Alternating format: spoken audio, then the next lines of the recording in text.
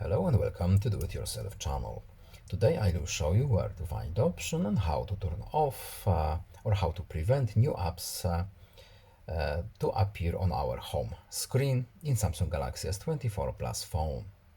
So right now, when we install new application, it will be automatically pinned to our home screen. How to prevent this?